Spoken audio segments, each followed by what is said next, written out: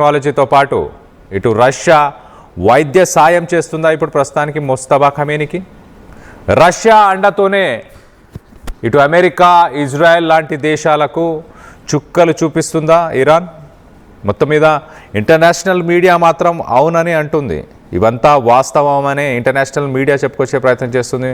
ఒక్కసారి మనం చూస్తే కనుక ఇటు కువైట్కి సంబంధించిన ఒక న్యూస్ పేపర్ అల్ జరీదా అనే ఒక న్యూస్ పేపర్లో ఇటు చాలా క్లియర్గా ముస్తఫా ఖమేనీని రష్యాకి ట్రాన్స్ఫర్ చేశారు, అక్కడ ఆయనకి మెడికల్ ట్రీట్మెంట్ జరుగుతుంది అంటూ మొదట ఇటు కువైట్కి సంబంధించిన ఒక న్యూస్ పేపర్ అల్ జరీదా అనే ఒక న్యూస్ పేపర్ ప్రస్తుతానికి ఒక ఆర్టికల్ రాయడం జరిగింది. దాని తర్వాత ఇటు ఇజ్రాయెల్కి సంబంధించిన news papers, European news papers, అలాగే వెస్టర్న్ మీడియా ఇవన్నీ కూడా ప్రస్తుతానికి ముస్తఫా ఖమేనీ రష్యాలోనే ఉన్నాడు, ఆయనకి మెడికల్ ట్రీట్మెంట్ అవుతుంది అక్కడ అంటూ ఇటు వెస్టర్న్ మీడియా కూడా రాసుకొచ్చింది.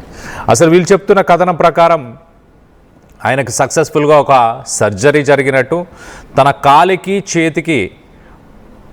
కాలికి అలాగే తన చేతికి తీవ్రమైన గాయాలయ్యాయి. ఫిబ్రవరి 28న ఇజ్రాయెల్ ఏదైతే ఇటు ఇరాన్ తెహ్రాన్ పైన మిసైల్స్తో స్ట్రైక్స్ చేసిందో దాంట్లో తన తండ్రి ఆయతుల్లా ఖమేనీ చనిపోయిన సమయంలో ఇటు ముస్తఫా ఖమేనీ కాలుకి చేతికి గాయాలైనట్టున్నాయి.